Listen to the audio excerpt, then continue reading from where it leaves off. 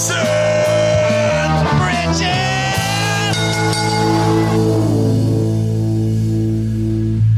still love that intro. I am so thankful for the people that put that together for me. Just a reminder, thank you guys. And so here I am, it's me talking about something. So I'm going to just jump right in. Here's the deal. The governor of California said, hey, go ahead and open up churches in phase 2, whatever that actually means, I don't know. But there it is. And I do know that there's going to be a bunch of restrictions about whether or not you can sing, how many people you can have in there, 25% or less than 100, whatever's the lowest number, things like that. And so really, I kind of wonder who is really going to open up right away and how many people are going to, because really of the culture of the church today. So, and that kind of brings me to terminology like the new normal, the next normal. There's a lot of weird terminologies out there. And I don't know about your church, but my church, worship is like one of the biggest parts of all of church. And if you can't have people singing, that's kind of changing stuff up a little bit. So I wouldn't put it past my pastor to wait until we get better guidelines. So just to put that out there, and so we'll see about when all that goes down. Now I know that this Sunday is actually historically it's Pentecost, so Spirit-empowered churches and Spirit-filled churches and things like that are looking forward to this date to open up. It'd be a fantastic day to open your church. And if you're a pastor and you're going to open your church, go for it. Do what you got to do. But really, I want to talk about the people that go to church, because how much has it really changed in the aspect? Now, I know everybody wants to go in and they want to hug on people.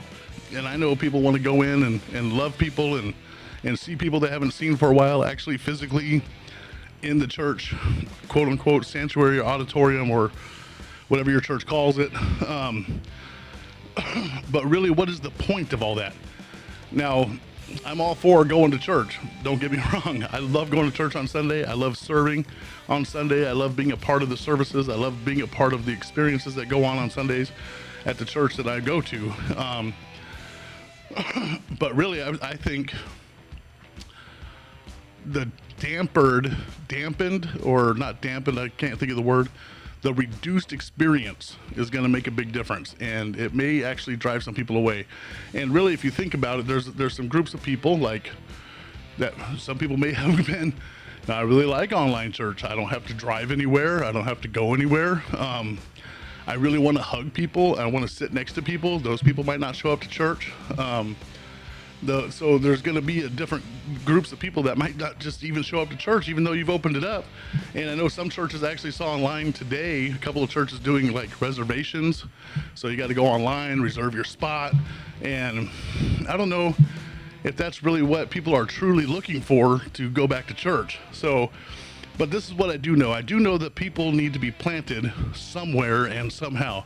So like our church does YouTube, Facebook, and Instagram currently, and I'm going to assume that most likely we're going to continue to do it that way until we get better guidelines to actually walk into the building so our experience doesn't change as much.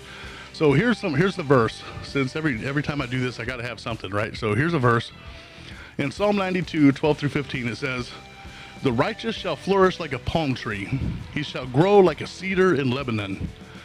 Those who are planted in the house of the Lord shall flourish in the courts of our God. They shall still bear fruit in old age. They shall be fresh and flourishing, to declare that the Lord is upright. He is my rock, and there is no unrighteousness in him." The key verse here I look at, and I see verse 13. Those who are planted in the house of the Lord shall flourish in the courts of our God. So don't be discouraged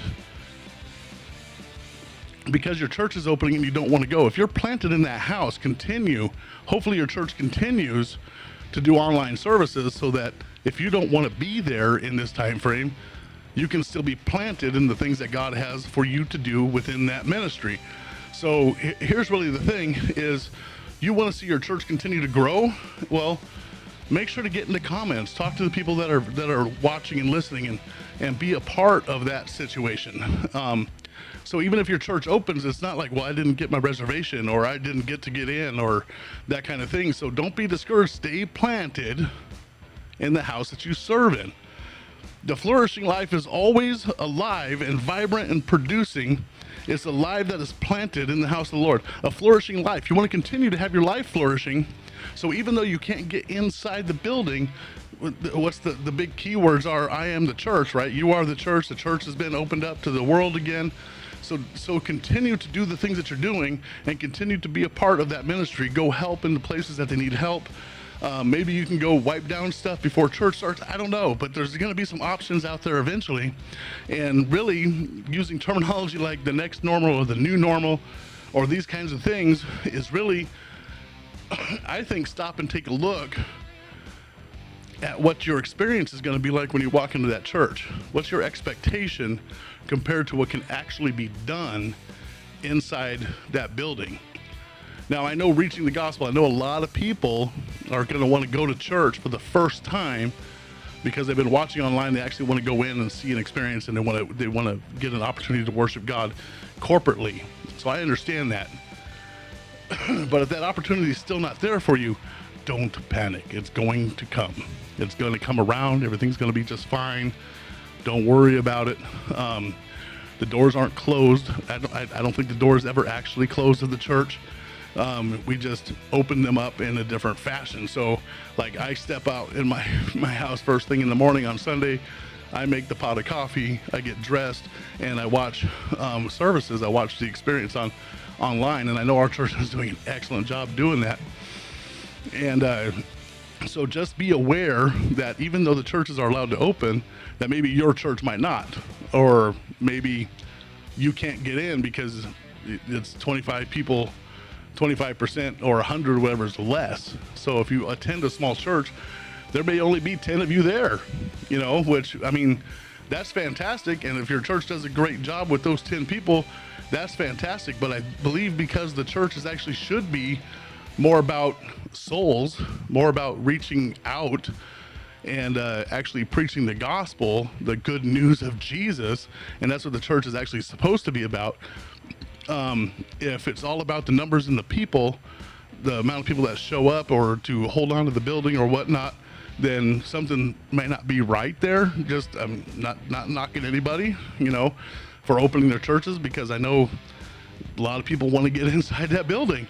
But after months and months of saying the church is not about the building, we got to remember that the church is still not about the building. The building is where we gather and we learn and we go out and preach the gospel to others individually. So that's really what the church is designed for. So if you can still get that same information online, why not continue to do that until you can actually get to the point where you have the experience that you used to have in church? That's just my point of view. So I'm going to leave that there. And I'm actually going to say a couple of things, and I'm going to ask a question that might tweak some people, because this is a great opportunity for the church to stop and think what the next culture of church is. And I remember when I was a pastor, I actually had a staff meeting, and I asked our staff, I said, what is the next culture of church? We've been doing church a certain way, there's always been a shift. So the church did it this way, then they did it this way, now we do it this way. Well, what's that next thing? This is an opportunity for pastors to gather and get together and decide what that next thing is, what that next development is, what's the next group of people that's going to be taking over in the long run, and what direction. This is a great place for churches to find the next direction of how to reach people in general, because that's what the church is supposed to be for, is to actually reach people. So if you're out there and you're thinking, well, I get to go to church on Sunday, fantastic, great. Go and enjoy that service. Go and enjoy the people that you get to hug on and kiss on and do that kind of stuff. And if not, if your church isn't opening this weekend, get online, get on the Facebook, get on the Instagram, and get on the YouTube to wherever your church is, and be a part of that and be planted in that, continue to be planted in that, continue to give to the ministry, and continue to be a part of the church, so that you can see your stuff flourish, you can see your church flourish. But also ask yourself, what's next? What can the church do because of the time frame that we're in now to turn all this COVID into something good and see the church do the next thing? And I think that's a big question for maybe some pastors or some even just people in general, that they may ask, hey, what is the next culture of church? What is the next thing that we're going to do as a church to see change and to be able to reach more people? Because if you think about the time frame that we're in, this is the time to see people come and to see people get to know Jesus in a better way, deeper way. The opportunities are there for us to pray more, to get more involved in the Bible and things like that on our own to see the church shift and change. So once again, thank you for hanging out with me for the past 10 to 12 minutes, and enjoy your weekend. Go to church, whether it's online or you actually show up at church. I would love to find out what kind of experiences people are having. And so you guys have a great weekend. Right on, right on.